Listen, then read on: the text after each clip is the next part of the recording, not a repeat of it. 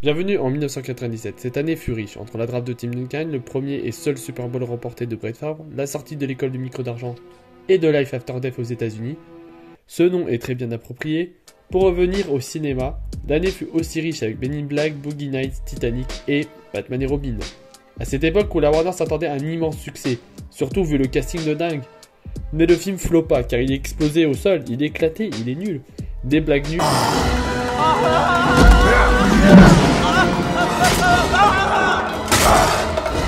Une histoire nulle, des scènes d'action éclatées, des punchlines tout aussi claquées comme si c'était un freestyle d'Attic sur Planet Rap, et le fiac à Batman, j'ai pas d'autre explication. Bref, le film était juste nul, éclaté, mauvais, et faisait honte à ceux réalisés par Tim Burton, puisque oui, si vous le savez pas, les films de Joel Schumacher sont des suites des films de Tim Burton. Warner ont pris les spectateurs pour des cons, et le film va énormément bide au box-office, et fut retenu comme un des pires films de l'histoire. Même George Clooney et Joel Schumacher, paix à son âme, se sont excusés envers les fans. La licence Batman fut finitée au cinéma, et même pour le genre du comics pour DC Comics, avec l'annulation notamment du Superman Live de Tim Burton avec Nicolas Cage. Oui, Nicolas Cage aurait dû jouer Superman. Finitée pour DC, mais pas pour les autres maisons d'édition de comics, et surtout pour Marvel. En effet, à l'époque, Marvel est dans le rouge et va vendre ses droits à beaucoup de studios de production différents. Ce qui va donner Blade en 1998, X-Men en 2000, Spider-Man, fils de pute, en 2001.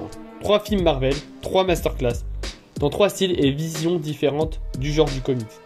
Surtout des films qui vont marcher, des films qui vont lancer la mode des adaptations de comics, et en voyant ça, la Warner va se dire qu'il faudrait relancer la machine et se faire un maximum de quicheta tant que le fer est chaud. Ni une ni deux, la Warner décide de commander plusieurs adaptations de comics telles que Superman, Wonder Woman, Constantine, Batman vs Superman et bien évidemment Batman. Mais de quelle manière le relancer? La Warner réfléchit et se dit que ce serait une bonne idée de rebooter le personnage en adaptant un comics culte qui traite l'origine story du personnage, à savoir Batman Year One de Frank Miller, qui suit donc la première année de Bruce Wayne en tant que Batman, et qui est un comics fondateur du genre du Dark Age, à savoir, cette époque-là, dans les années 80, de nombreux auteurs comme Frank Miller et Alan Moore vont lancer des comics sombres, matures, traitant de sujets politiques, avec les personnages de comics, et vont faire entrer les comics comme quelque chose de sérieux qui peuvent aborder de choses graves, les films ou la musique. Un comics majeur dans l'ère du personnage, puisque c'est celui-là qui va donner ce côté sombre du personnage.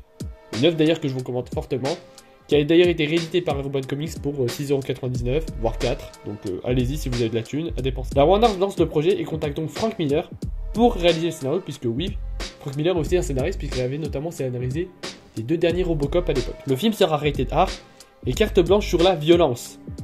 Je dis ça avec des guillemets, vous allez comprendre pourquoi. Maintenant, il faut un réalisateur. La Warner va donc se tourner sur un jeune réalisateur, comme à l'époque avec Tim Burton, et va choisir Darren Aronofsky, qui vient de sortir du chef-d'œuvre de Toxico, Requiem for a Dream. La Warner accorde pour le moment une totale confiance envers Aronofsky, lunettes de ski, et une carte blanche totale. Je suis vraiment pas drôle, punaise.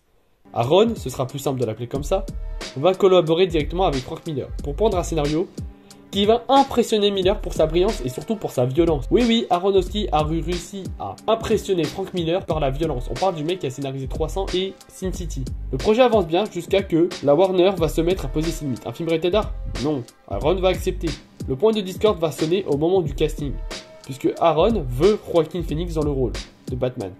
Oui, c'est ironique, sachant que 20 ans après, il jouera le rôle du Joker. Mais la Warner veut Freddie Prinze Jr., l'acteur de la saga Destination Finale. Aaron dit à la Warner d'aller se faire gentiment foutre et ne veut pas de Freddy. La Warner ne cède pas et Aaron se bat pour avoir Joaquin et finalement va se barrer.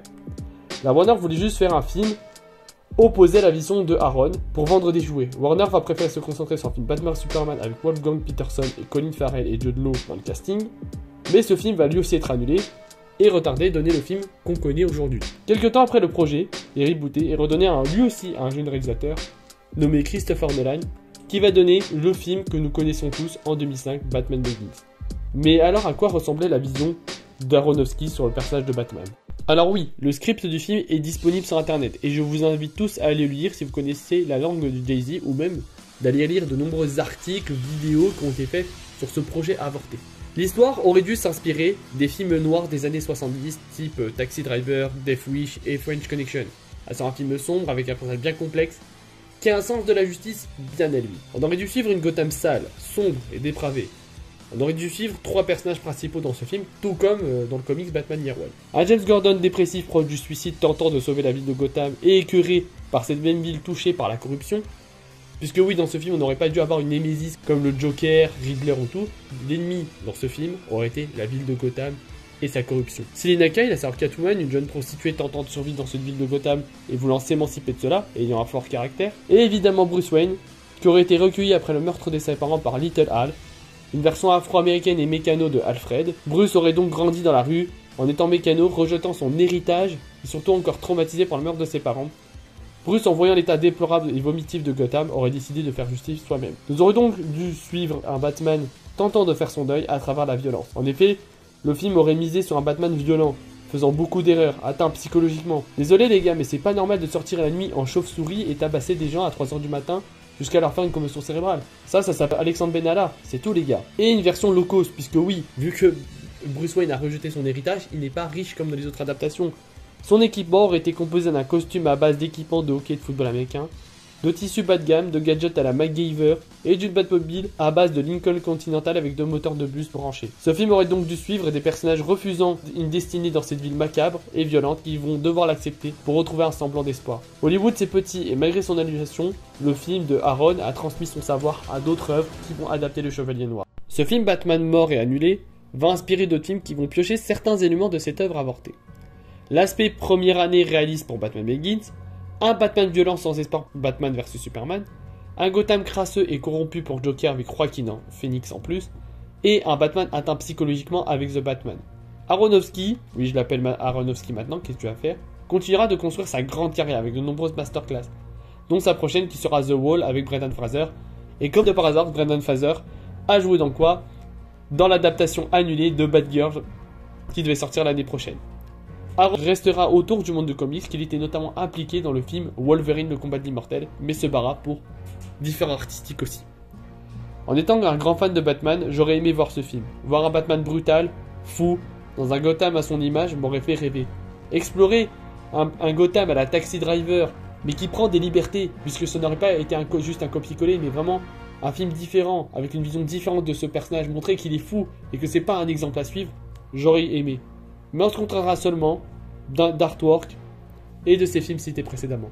Là, voilà, c'était la première vidéo de mon nouveau concept What If où j'explore des films annulés et je vous raconte leur histoire. J'espère que cela vous a plu.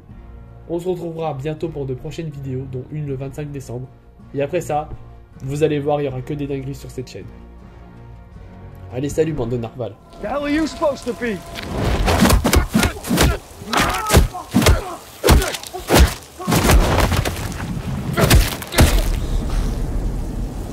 I'm vengeance.